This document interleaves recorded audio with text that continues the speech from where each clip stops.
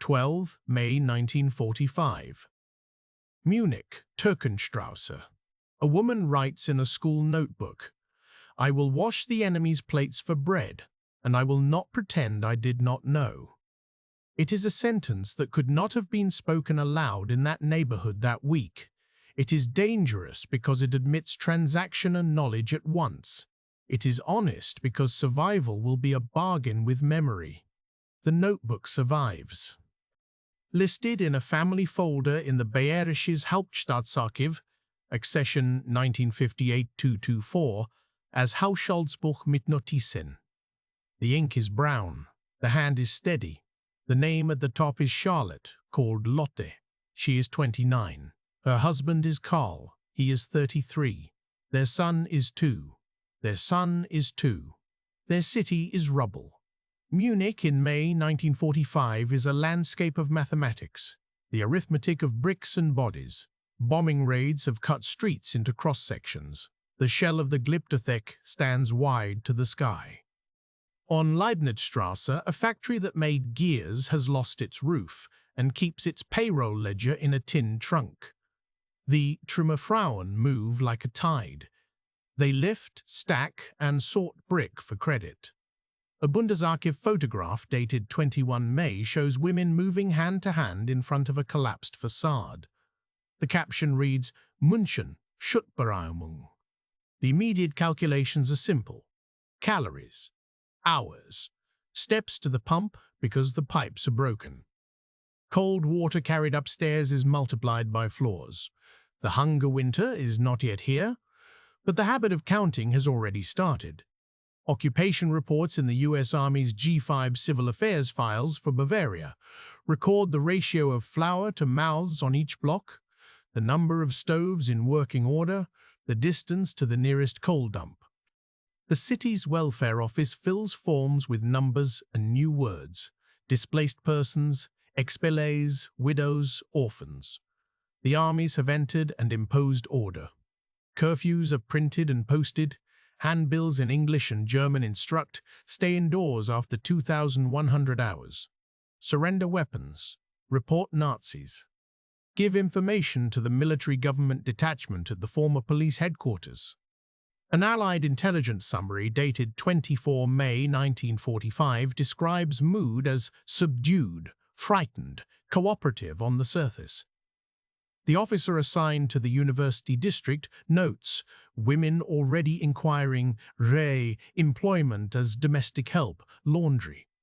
Fear of retribution is part of the air. The papers do not print the fear. Diaries do. An oral history recorded in 1979 by the Münchner Stadtmuseum includes the line, "Meine Nachbarin hat gesagt, ich darf nicht mehr lachen. Es könnte falsch verstanden werden. My neighbor says I must not laugh. It could be misunderstood." The soldiers are mostly polite in this zone. Some are not. There are interrogations. There are searches. There is sudden shouting when a weapon is found in a wall cavity. There are rumors of purges. In the Soviet zone, the rumors are real. In Bavaria, the danger is in a different calculus. A door knocked too early or too late. A bag examined too closely. A name pronounced with a different inflection than before. In their room on Türkenstrasse, Karl plans routes to the black market. Ration cards are in a drawer. The allocated calories are printed in stern columns. The numbers say 1,200. The body says 2,400. Two numbers are far apart. The difference is cigarettes. The cigarettes come in packs with bright colors: Lucky Strike, Camel. They are currency and ideology at once. They smell like heat and foreign fields. The black market makes a new kind of street map. Viktualienmarkt at dawn. Corner near the burned-out church on Baderstrasse at dusk. The anteroom of the old courthouse at noon on ration days.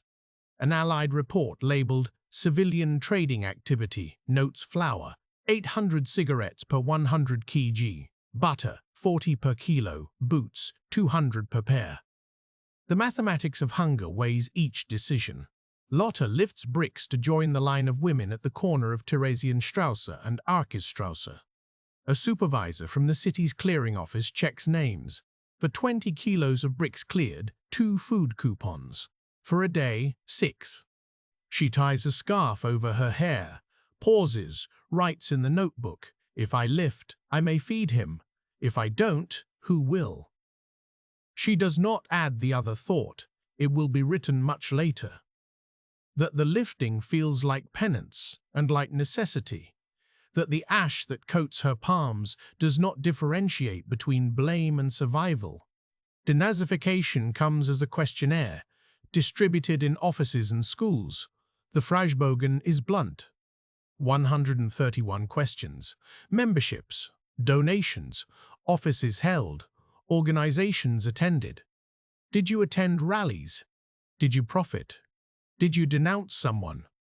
It is the administration of guilt by paper. The Sprüchkammern assemble in rooms with green linoleum. Cases are heard in batches. Categories are devised. A new taxonomy for moral stain, Hauptschuldige, major offenders, belastet, offender, minder belastet, lesser offenders, Mitläufer, followers, entlastet, exonerated.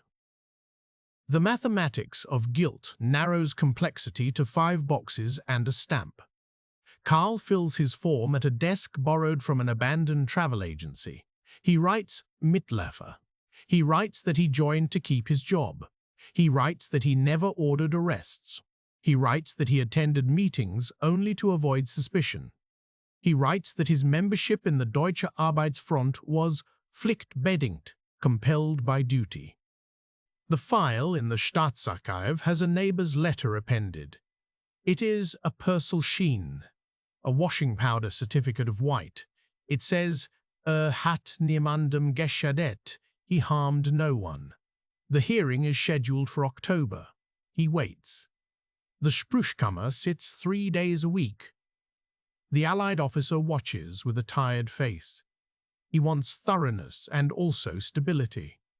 He says this aloud in a staff meeting recorded in U.S. Army Civil Affairs notes. "We are here to remove the dangerous men and keep the wheels turning. The wheels need grease, not truth, to rotate. The result is as predictable as the harvest. Few are branded as major offenders, more as belastet, many as Mitläufer, very many as Mitläuferde, very many are entlastet. The arithmetic of governance must add up, schools must open, trains must run, ledgers must be kept. In the city offices, men who give up their old pins and put on new ones return to desks. Names that were on party rolls are now on payrolls again. Some sentences have more weight than documents. Lotte's brother did not return from the Eastern Front. The army returned a paper that said vermisst, missing. The letters stopped at Vitebsk. A neighbor's son came back in 1949 from a POW camp in the Urals with a cough that never left. These figures do not appear in the Sprüchkammer's categories. Loss is not assigned a box. It is multiplied in kitchens and stairwells. The whisper math of who deserves pity is calculated by candlelight. Widows count differently than wives. Mothers count differently than daughters who spoke too loudly in 1938. This arithmetic is never written down. The American military government eases the ban on fraternization in September 1945. An order dated 10 September rescinds the strictest provisions. Soldiers are told to behave appropriately. They begin to behave as they always have. After months of prohibition and morality lectures, the official moral frontier shifts. The shift is documented in a bland sentence. Contact in public places with German civilians is no longer prohibited. The policy change opens a small economy. Laundry, cleaning, cooking, a mechanic for a motor pool, a clerk who can count in 2 languages. A text in the Labor Office states, civilian employees for U.S. Army units will be hired as permitted. Applications are to be processed by the Arbeitsamt. Lotte applies for domestic work in January 1946. There is a sign on the wall with an arrow. Civilian Domestic Service for Dependents, Headquarters Detachment. Dependents are arriving. Officers' families come by ship to Bremen, by train to Munich. The wives bring a different smell: soap, starch, perfume, the glue of children's books. They bring a system of lists and needs. They bring nerves and entitlement. They bring coffee. In March 1946, Captain J receives quarters on Kaulbachstrasse. The requisition order takes a full floor of a surviving building. The furniture is mismatched. The oak wardrobe belonged to a judge who fled in April. The piano in the salon belonged to no one now identifiable.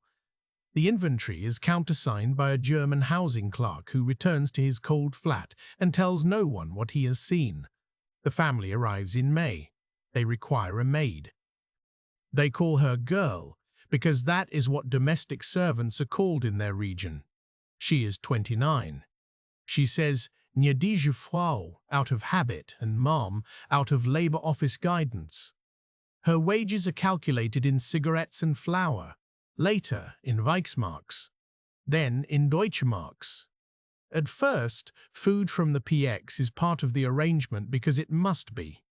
The mathematics of her month is written on a stub page in the notebook. Cleaning daily except Sunday. Laundry and ironing, 2x weekly. Wages 15, cigarettes per week, plus 1 can corned beef, plus soap.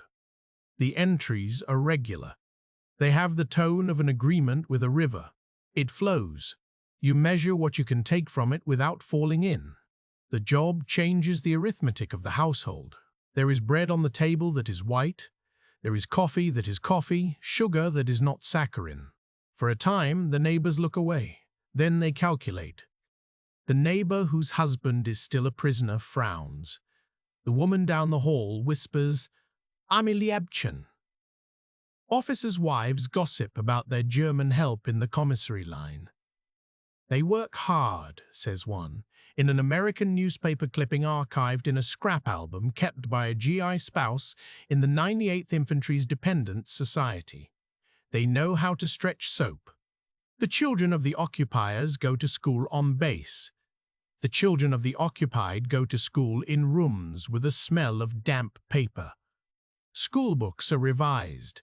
Nazi slogans are removed. Photographs are scraped away.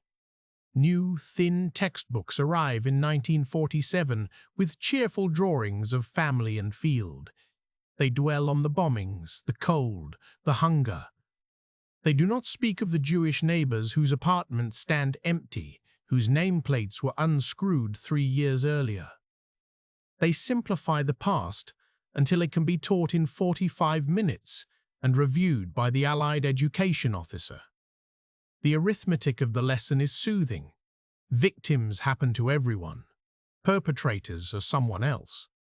Outside the city come trains with people who speak the same language, but differently. Polish German, Silesian German, Sudeten German, refugees, expellees. They arrive in convoys of trucks and in streams of feet. They carry rolled feather beds and wicker baskets. The statistics are in the occupation reports. Millions on the move, 12 to 14 million overall, 9 million accepted into the Western zones. The Bundesarchiv file on Umsiedlung is a continent of paper. The local branch has cards, name, origin, date of arrival, assigned address. The city has no addresses left. Rooms are requisitioned. The housing office prints lists of vacant spaces, mostly false. A rumor of a room travels as fast as a rumor of meat. Karl is assigned to the Municipal Housing Allocation Bureau in August 1946. He writes numbers on forms with cold fingers. He records 4.5 square meters per person in a family of 6. He stands in a hallway while a woman from Königsberg cries and says, "We are Germans too." He makes a note, 1 cot needed. He cannot conjure space. The arithmetic of scarce rooms is a calculation in anger. Old Munich families glare at brown felt hats that mark Silesian heads. Expellees look at the city people and see selfishness. A tangle erupts in the stairwell of an apartment on Gabelsberger Straße when two families argue over a shared kitchen shelf. The police come. A short note in the municipal archive, Streitigkeiten aufgrund von Raummangel, 17 November 1946, appends. Displaced persons live in camps just beyond the tram lines. Feldafing, Landsberg, Wasseralfingen. The difference between expellees and DPs is one of status and history. The Jewish survivors in American-run DP camps are not to be treated as Germans. They are under UNRO, later IRO. They have their own administration, their own newspapers, their own weddings. They dance, they form committees, they wait for visas to leave. The forced laborers from Ukraine and Poland and France live in huts and in warehouses and in barracks behind fences that look like prisons, but do not hold them against their will. Lotte walks past the fence at Feldafing when she goes to visit a cousin who works for the camp kitchen. She hears Yiddish and Russian and German in new cadences. She sees on a wall a posting for a Yiddish theatre performance, a wedding announcement.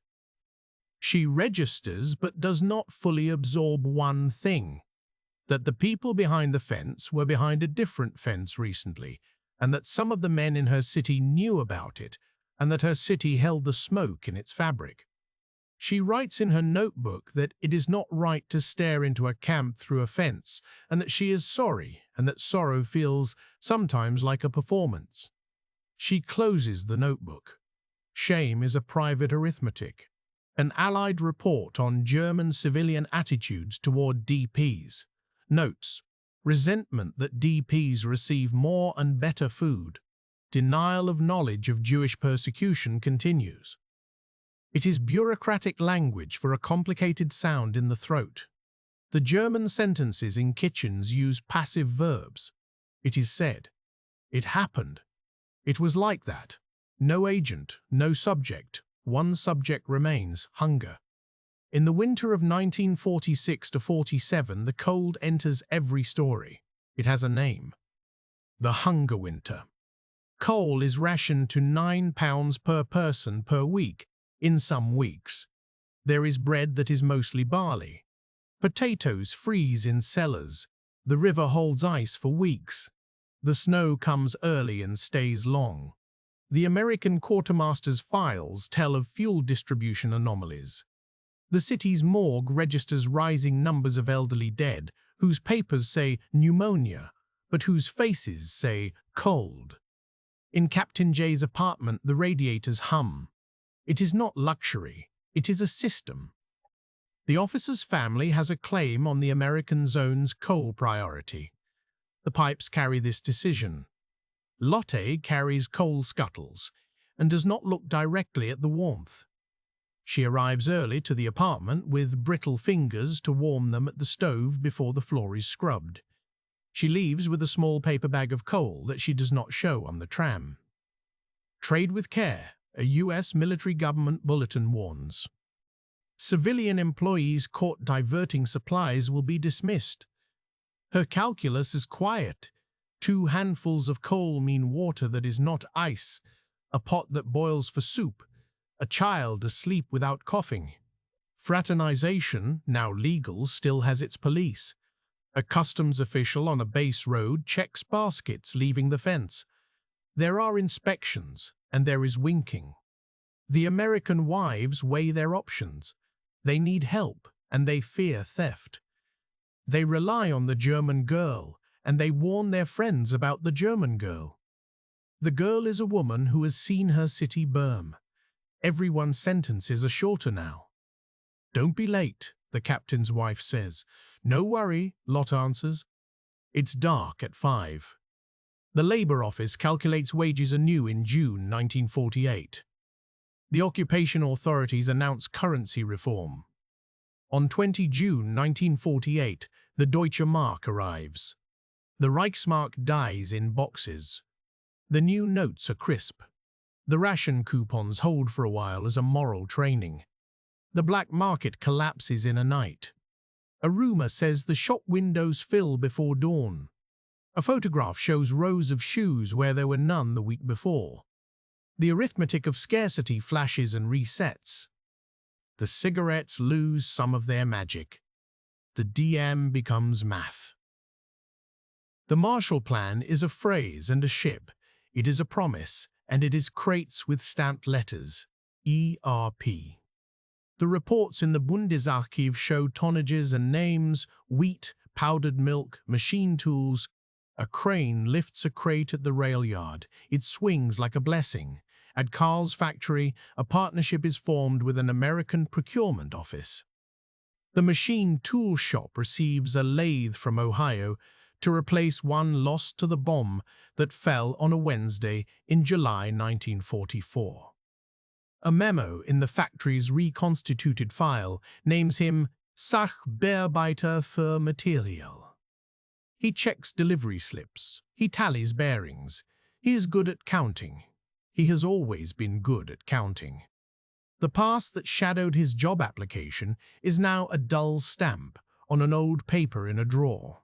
He is Mitlofer. He is employed. He will not be asked again for a task. The economic recovery is not miraculous. It is managed. It is rationing turned to incentive. Ludwig Erhard's policies are a doctrine translated into shopping. The social market economy is a phrase answered by a full plate. Lotta's pay changes from cigarettes to DM, then to DM plus coffee. She is given a blue housecoat by the captain's wife. She wears it until the elbows shine. The Wirtschaftswunder, a miracle of markets, looks on the ground like a repaired shoe and a radio on a shelf. It sounds like a bicycle bell, and then a motorbike, and then, for some, a small car that coughs and then runs. It smells like new varnish in a stairwell. It feels like a salary counted in digits that grow. In the city's streets, new windows gleam. On Leopoldstrasse, a cafe opens with curtains. On a Saturday in 1952, Lotta sits with Carl and drinks real coffee, not from the American tin she used to hide.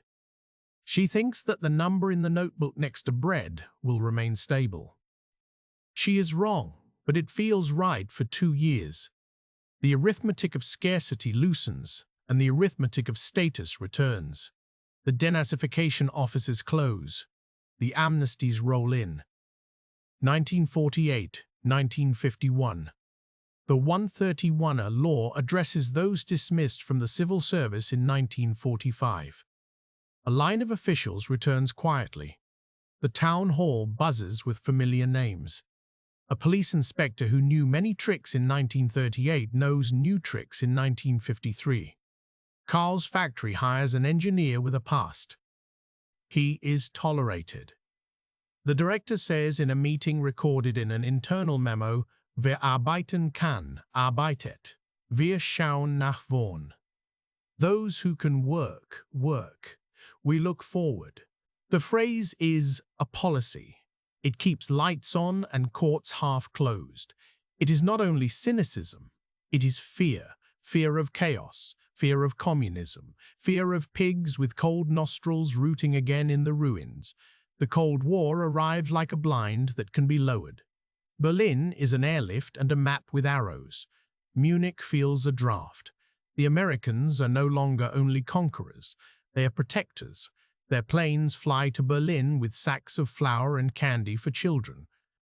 Secretaries in the U.S. headquarters clip news and put them in scrapbooks. Officers' wives collect these stories like brooches. Lotta reads the paper, folds it, goes to scrub a floor that belongs to this new alliance. The Americans also bring culture, a library, films with subtitles, a jazz record in a PX bin. The American who calls Lotta Miss Charlotte, though she corrects him because in the notebook the line, "I will wash the enemy's plates for bread," carries the weight of a grammar in which the person washing is not, and has never been, a miss. In public, certain turnings are visible. Germans stand for the American anthem at a bass concert. They clap politely at speeches on democracy. In private, other turnings occur. A woman stops wearing a necklace that was purchased from a Jewish shop in 1935 and never returned because her niece asks about it too directly. The DP camps empty slowly. Emigration to Palestine, to the United States, to Canada increases after 1948. The camp near Feldafing shrinks and vanishes. The grounds return to other uses. It is a strange quiet, an absence with weight, a gap in the city's ledger. The mathematics of loss has a different category for those who leave than for those who are buried nearby. The German newspapers note departures in short items. The names are often omitted. An oral history recorded in 1990 by the Leo Baeck Institute captures a voice of a man who once lay in a barrack and now lives in New York. "I passed the Germans on the street," he says. "They did not look up. I did not look up. I did not look at them." Then, in the shop, the clerk looked at me as if he knew something but did not know what. The clerk is someone like Karl, someone who keeps track. Kristallnacht is not mentioned in public school until later. Dachau is close by and far away. A school excursion in 1955 is a quiet bus ride and a stone yard. The teacher speaks short sentences. Es war schlimm. It was terrible. No arithmetic exists in that grammar. The children pass a crematorium. They look at the ovens with round eyes. They go home and ask for dinner.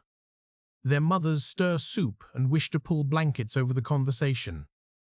The mathematics of memory is not taught in their textbooks. It is learned in kitchens or unlearned on purpose. Tensions between locals and expellees ease because of marriages and normal malice. The new houses have courtyards where prams wheel and where Silesian pickles are traded for Bavarian recipes. The wars of the kitchen shelf become jokes. The housing office posts a notice, Wohnraumbewirtschaftung ended 1955. The bureaucracy of room allocation ends. It had been the city's war after the war. The arithmetic of square meters yields to the arithmetic of payments. Whoever has money can get a room. A different justice appears with a different ledger. The officer's family returns to the States in 1949. Another arrives. By then, the routine of German maids in American households is as normal as the sound of a jeep load of soldiers on Ismaninger Straße at shift change. The new family is younger.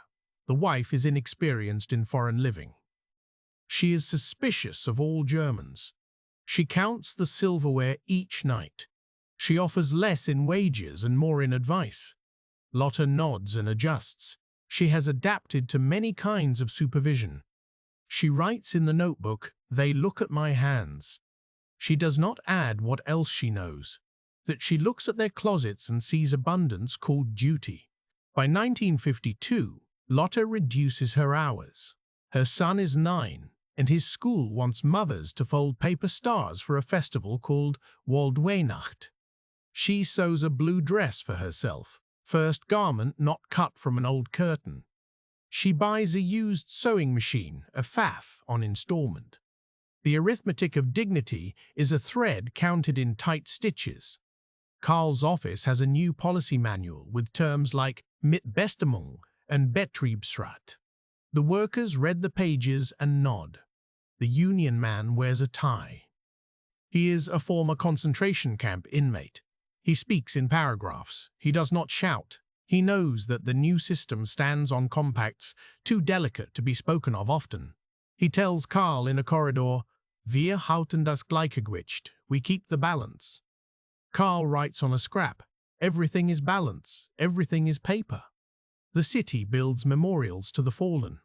The names on bronze plates are the names of those who wore uniforms. There is no memorial to those who wore stars. There will be one later. In the 1950s, memory has lag. The official focus is on the ruins and the hunger and the expulsion. Not because these did not happen, but because these are safer to hold in public. The mayor speaks at a ceremony for expellees and says, "Euch wird Unrecht getan." Wrong was done to you. He does not add what else must be said. The mathematics of mourning in the marketplace is addition without subtraction. The Americans are now neighbors. Their bases are part of the city's economy. Their club restaurant hires German cooks. The commissary buys German bread. The radio from AFN plays jazz that blurs into Schlager in the ears of those who have no time for styles. The Cold War intensifies. The newspapers print maps. There is a new kind of fear that is less personal and more planetary. There are drills for shelter in schools. The bomb shelters from 1944 are now repurposed for a different bomb in 1954.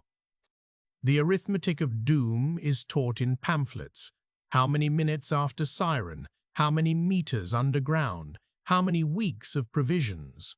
It is not a math anyone wants to practice. In 1954, Carl's factory receives an order from a French auto firm. The contract is celebrated. A photograph shows men in dark suits. One of them was in a party uniform in 1937. The caption does not say this. It says, Exportvertrag abgeschlossen. The math of reconciliation is written in sums and receipts, not in grace. It is as it must be. The officer's family that Lotte served writes a Christmas card from Ohio in 1955. The card is saved in the notebook. It shows a snow-covered house. It says, "Peace on Earth." Lotte looks at the card and thinks of the kitchen where she once stirred American coffee and scrubbed floors under American chairs. She feels a complex warmth. She is not grateful to have been hungry. She is grateful to have survived.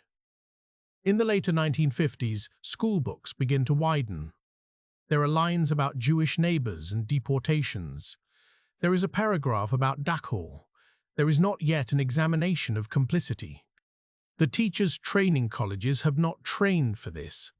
The mathematics of time has delivered children who were infants in 1945 to school benches, hearing the first whispered adult admissions. At home, parents fight over what to say. The mother who brought jam from the American kitchen to her friend acts out a play of silence and kindness. The father who distributed ration cards to preferred friends in 1946 says that all are corrupt. He displaces.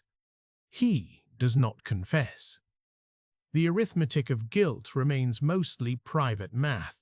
The late 1950s bring prosperity enough to mask the old arithmetics, but there are moments that break the surface. 1958. An exhibition about the crimes of the University of Munich. Leaflets. Student groups ask questions. A professor resigns. A municipal councilman asks to change the street name of a man who had been a Nazi dignitary. The debate is recorded in the minutes as lively. The word hides the anger and the tears. The finance office calculates the cost of changing signs. The cost is low. The resistance is a different currency. 1960. News of a man taken from Buenos Aires to Jerusalem enters living rooms through radios with glowing dials. The Eichmann trial. The voice from Israel speaks in German and in Hebrew. The newspapers in Munich print transcripts. A U.S. Army housing compound in the city holds a discussion meeting for dependents. An officer's wife says, "We didn't know either." A German woman in the back who once scrubbed floors for that wife thinks, "We," and closes her hand into a fist under her shawl. 1961. A wall goes up in Berlin. The line of the war cuts again across Germany. It runs through families' maps. It runs through Karl's sense of temporary safety. The Americans are now anchors. Their bases expand. Their children learn German by accident. Lotte's son learns English at school because it is the language of markets and movies and potential. 1963 to 1965, the Frankfurt Auschwitz trials. The German press prints photographs of men in suits sitting in courtrooms. Witnesses speak. Their sentences are long. They saw too much. They tell too much.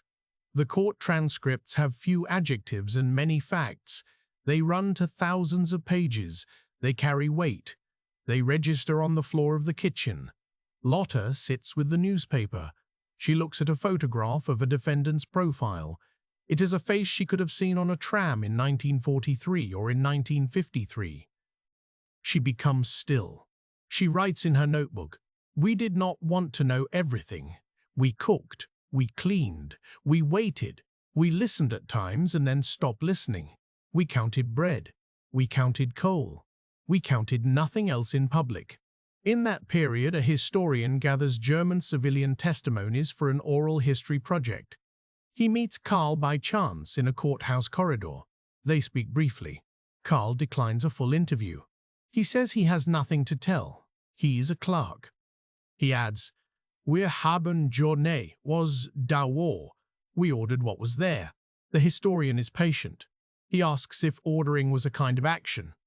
Karl laughs without humor. "Everything is an action," he says, "even not acting." The domestic worker who washed the enemy's plates to feed her boy is now in her late 40s. In her city, many things gleam. In her pantry, many jars are full.